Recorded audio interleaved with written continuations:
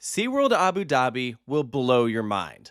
Opening in 2023, this $1.2 billion indoor theme park features some of the best theming I've ever seen, completely immersing you throughout highly detailed environments, captivating you with jaw-dropping animal exhibits, and well-developed rides. It's a complete reimagining of what a marine park can be. The first SeaWorld park opened back in 1964 in San Diego. They weren't known for rides at all. You were there to see animals. And over the past decade, the three SeaWorld parks in the United States have put more of an emphasis on rides. SeaWorld Orlando's tagline is the roller coaster capital of Orlando. It's less about a park that has marine animals and more of a park that is themed around marine animals. And SeaWorld Abu Dhabi is doing the opposite. They are putting an emphasis on the animals. There are only 6 rides in this entire park, and 4 of those are kiddie flat rides. But there is so much to do here that it doesn't even matter. Yes, obviously SeaWorld Abu Dhabi would be better with more attractions, and I'll talk about that later. But in its current form, this is 100% a full-day destination, and depending on how you spend your time, you could even argue that it is a 2-day destination.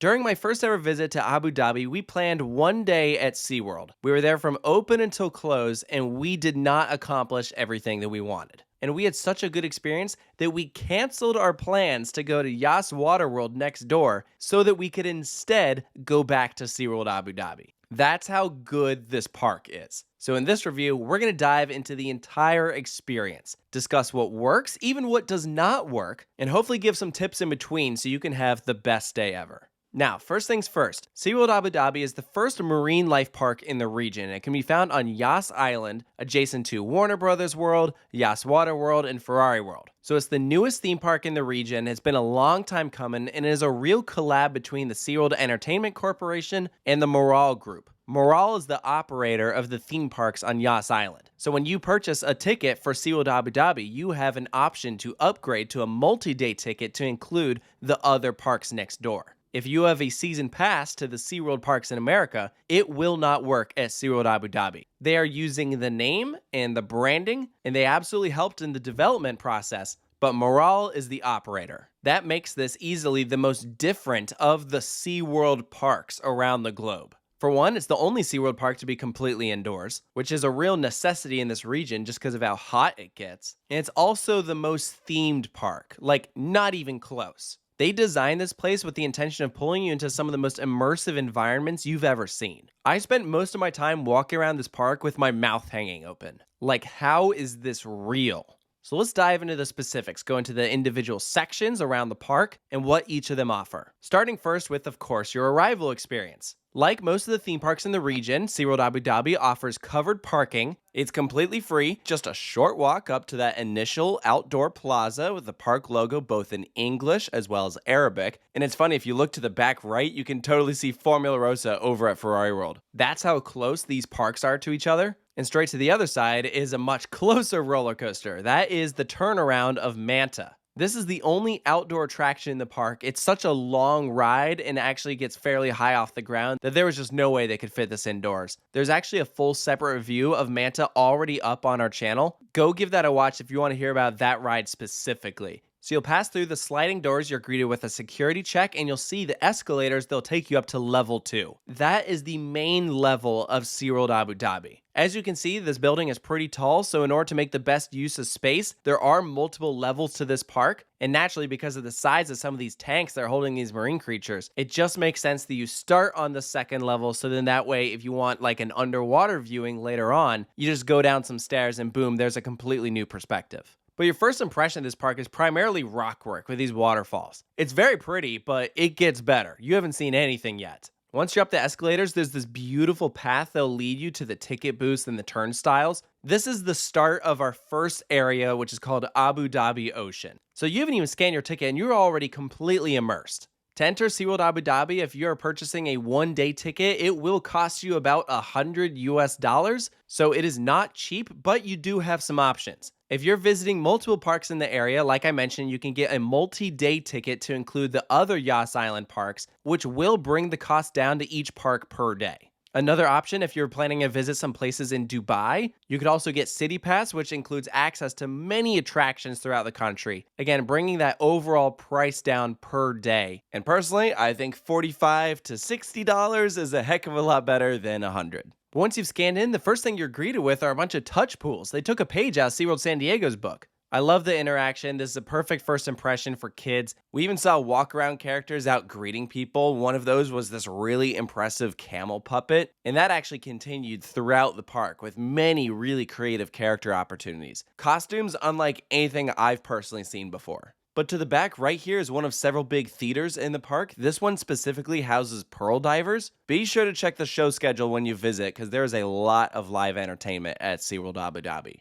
To the left, you can see more Middle Eastern-inspired buildings. Absolutely stunning. I love the boat out on the water. And directly ahead is a dugong tunnel. And if you've never heard of these, neither had I. They're native to Abu Dhabi, and they kind of look like a manatee. Very cute. And once you pass through this, things get wild. Welcome to the One Ocean Central Hub. Here you'll find portals to all the different lands in the park. This includes Micro Ocean, Endless Ocean, Tropical Ocean, Rocky Point, and Polar Ocean. You can't see what's on the other side, so it's a real discovery experience, but they have themed up each of these entry portals to reflect the vibe that you get while in the land. So while the actual names can be a little vague, you can look at the marine-based design of Endless Ocean and remember that that's what is on the other side. And if those portals weren't stunning enough, on top of that, directly above them, circling you 360 degrees, is the world's largest wraparound screen. Insane high-def visuals, constantly changing to show you different things such as dolphin swimming, videos about conservation, different locations around the world. It is jaw-dropping. You also have this globe as a centerpiece, reminding you that no matter where you're from, we are all connected by one ocean.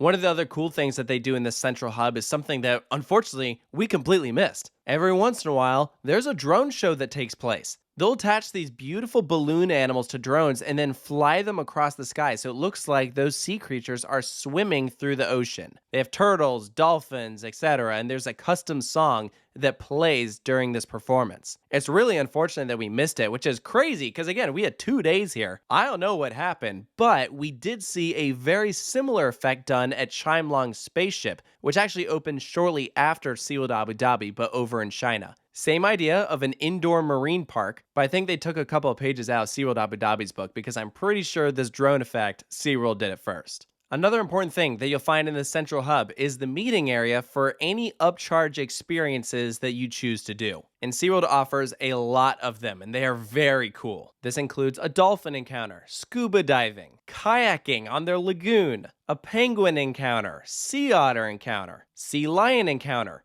diving, walrus encounter, or underwater sea venture. We chose to do 2 of them during our visit to the park, and they were very cool, but they are time consuming. That's probably one of the big reasons why we felt we needed 2 days, because each time you do one, you're dedicating like at least 90 minutes to this. And when a park like SeaWorld Abu Dhabi closes early, it probably means you're going to miss out on something else. So you really have to pick and choose your priorities. As for which land I recommend going to first, it's a complete toss-up. If you want to go ride Manta, you're going to want to head to the Tropical Ocean section, but some of these lands don't even have any rides. Frankly, I recommend just picking one and going for it. See what you can find. Most of the time when I was walking around, I had no idea where I was. It might be a smart park layout with the central hub and spokes design, but it's still probably the most confusing park layout of any property in the country. But for the purpose of this video, we'll go counterclockwise around the park, so we'll turn right from Abu Dhabi Ocean into Micro Ocean. This is easily the most colorful and vibrant section of the whole park. It is very full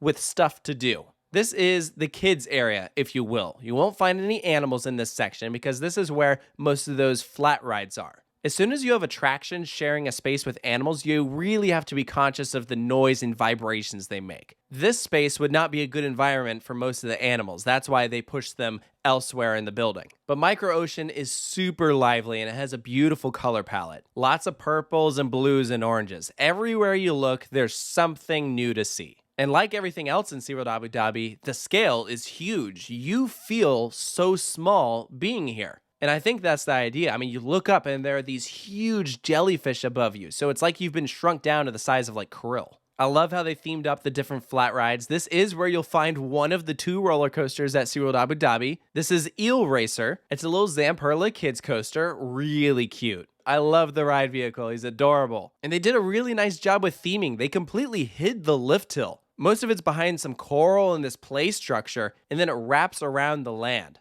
It's a very smooth ride, great beginner attraction. Unfortunately, I wish there was another stepping stone ride to lead up to Manta, because it is a pretty big jump going from Eel Racer to an Intamin multi-launch coaster. So we'll take an exit out of Micro Ocean and enter Endless Ocean. This is designed to look like a research base, and it is very impressive. You'll start by going up a set of escalators, so you're going up to now level 3. And it's so that when you reach this balcony, you are greeted with this enormous portal leading to the world's largest aquarium tank. And it is massive. This single portal stands 4 stories tall, and the water you're seeing stretches 65 feet from top to bottom. The entire tank, no joke, holds 60,000 living creatures. Unbelievable. This whole Endless Ocean section is essentially just different viewing areas of this one tank. But it feels like different tanks and different exhibits because it's so huge. And they're extremely clever about how they've themed it up.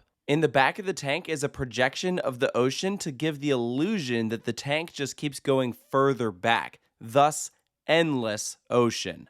Everywhere you stand feels completely different. I love the usage of multiple levels. There's some points where there's a glass floor, plenty of signs around telling you what you're seeing. You have to remind yourself that you're in a theme park because it truly feels like you're in a research facility, like an underwater submarine or something. The immersion is unbelievable. And it's here in this section that we did our absolute favorite activity in the whole park, the underwater sea venture. For about $80 you can put on this special helmet from Subsea Systems and walk in the world's largest aquarium tank. It is jaw-droppingly incredible to be in the same space as thousands of fish, huge manta rays, and literal sharks. It was just something that I will never forget. And the best part is anyone can do this. You don't even have to know how to swim. You just walk. As I mentioned earlier, you go to the Explorer headquarters to check in. They'll bring you over to the Endless Ocean section to a special area where they'll put you in a wetsuit, give you a brief on how it will work. The entire experience from start to finish lasts 90 minutes, but you're only underwater for about 15 minutes. I certainly wish it was longer,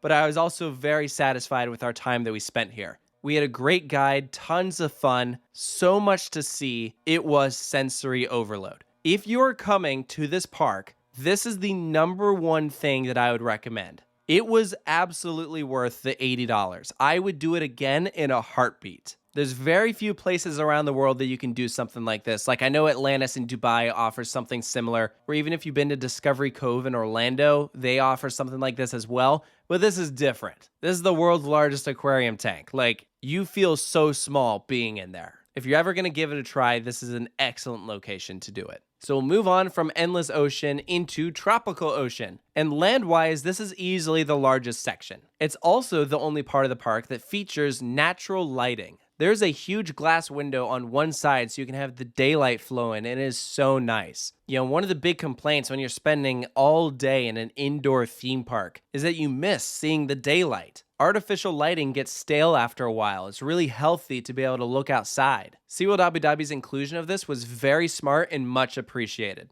Only downside, be aware it does mean that this section of the park is warmer than the rest. But that's to be expected, and I'm sure some of the animals here appreciate it. This section is essentially one big rainforest. Some of the first animals you see, flamingos. You go a bit further down, you can enter a space where there's tons of exotic birds just walking around you. Some bird types that I didn't even know existed. And they're so used to people that some of the birds will let you pet them. Like, they were very social, had no problem being close to humans. Just be gentle and they don't give a crap. They had a huge space to roam around. Clearly, they were being well taken care of. Don't miss this. It's also in Tropical Ocean that you'll find the Dolphin Stadium. This is the big signature show of SeaWorld Abu Dhabi because, if you haven't noticed, there are no orcas here. This is the first SeaWorld park without killer whales. And I think it's awesome. It shows that they don't need them. I didn't feel like anything was missing by having a lack of orcas. And this dolphin show was plenty fun. It's very similar to the ones you might find at the other SeaWorld parks. It's very obvious that they took a page out of those books, and it's probably because some of the dolphin trainers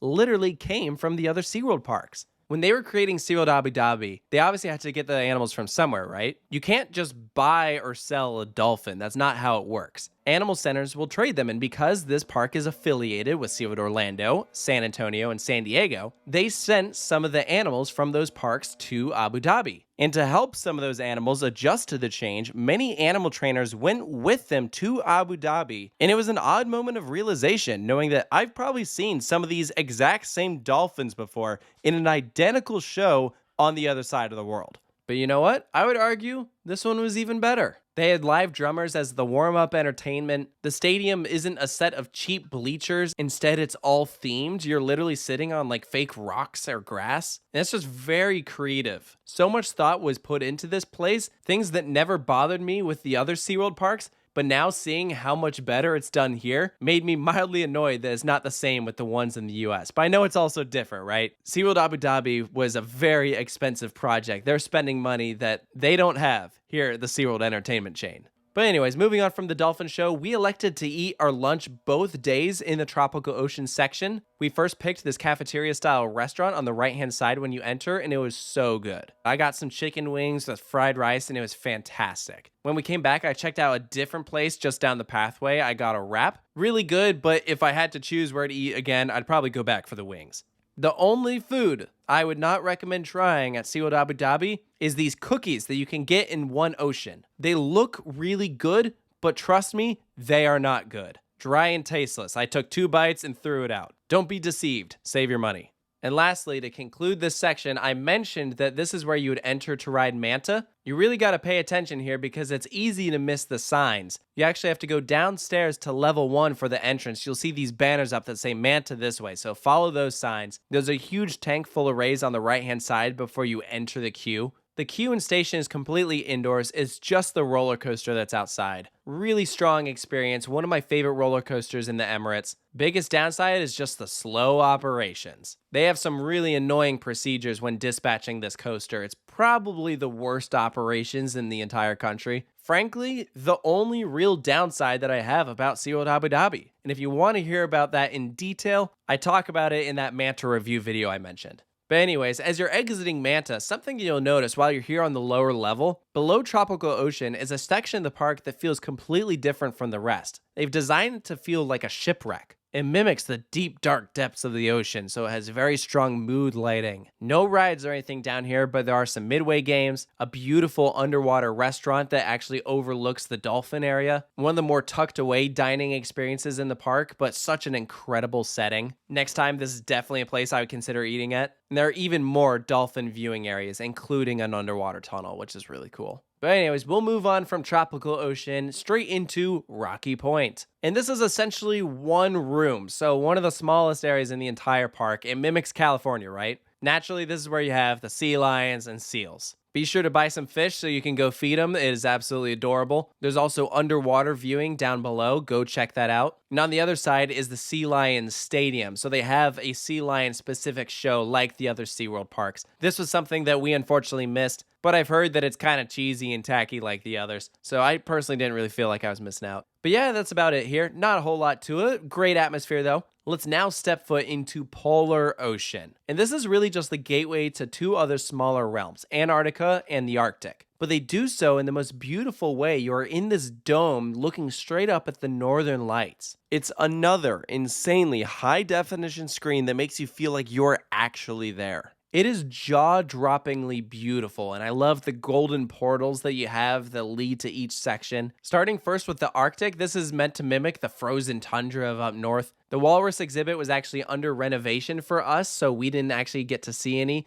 but we did get to check out some adorable foxes and ride the other big signature attraction of SeaWorld Abu Dhabi, Hypersphere. This is the first and only operating intimate dome theater in the entire world, and it is unbelievably cool. For starters, it is massive, seats 80 people at a time, so long loading procedures, but high capacity. You'll enter a dome, pull down your over-the-shoulder restraint, the center will drop, and you now realize that you've been staring up the upper half of the dome. There's a whole lower half right under you, and then you start to rotate. The dome comes alive with some of the most unbelievable visuals you've ever seen. Crystal clear HD. The ride uses over 7,000 LED panels with a total of 75 million pixels. It's a concept that took almost 10 years of development, with construction alone taking over a year just due to how complicated it was. The ride experience as a whole lasts about 6 minutes, with the first half sending you traveling on this peaceful trip through the ocean,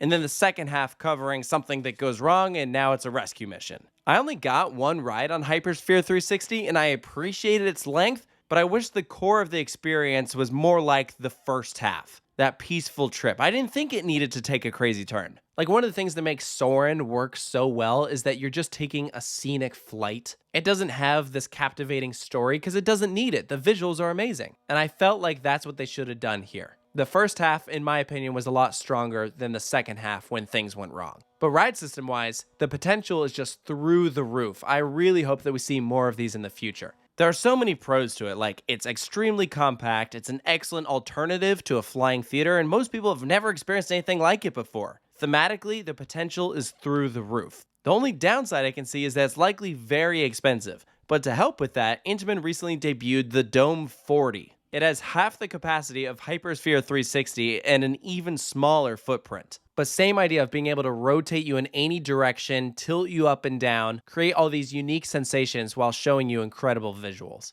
I'd love to see one of these at the other SeaWorld parks or some of the elaborately themed parks in Europe. I feel like there's a lot they could do with this. So that about does it for the Arctic. Finally, we have Antarctica. This land exists pretty much solely for the penguins, and it's awesome. I'd stick around and watch them forever, except the problem is that it's like freezing in there. But luckily, SeaWorld Abu Dhabi thought of that too, and they offer a restaurant up against the penguin exhibit so you can eat your food and then watch the penguins play. And that is awesome. And this is where we elected to do our other big animal encounter while at SeaWorld Abu Dhabi. We went in the penguin exhibit, we got to pet a penguin, and it was really cool. Only downside, it was very short and very rushed. You absolutely spend more time getting ready, and then once you're finally in, you have like 5 minutes in the exhibit. Don't get me wrong, it was awesome to pet a penguin, but I probably would not do this one again. I think I'd be much more inclined to try out one of their other meet and greets, like maybe with the sea lions or the otters. But if you're a big penguin lover,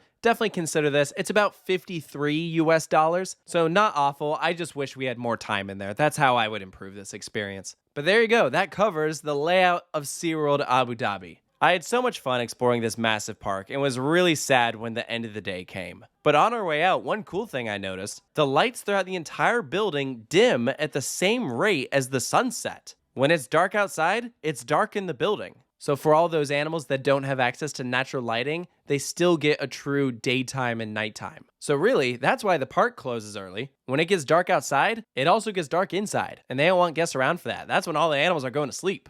So in conclusion, SeaWorld Abu Dhabi to me was a reminder of why I love theme parks so much. It's rare I step foot into a park and am just completely floored, but this was 100% one of those instances. There's not even very many rides here, and I still had a blast. And I would rate this as one of my favorite parks I've ever been to. This park is so much more than those 2 coasters. I would even say it's extremely repeatable. It's the same reason why you'd want to visit an aquarium more than once. As of now, the park is less than 2 years old. I'm curious if they'll expand it at all, which is inherently tough when you have an indoor theme park. You'd probably have to do a building extension and have to be careful not to disturb the animals. But the amount of creativity that went into this place makes me confident that they would be able to figure something out. Hopefully it comes in the form of like an in-between coaster, something to work your way up from Eel Racer to Manta. I really like the idea of a water coaster, because the fact that there's no water rides at a marine park just feels wrong. So give me one of those, as well as a true dark ride. The UAE parks have a tendency of building trackless dark rides, and I think a ride like that with practical sets themed to being underwater would be super cool.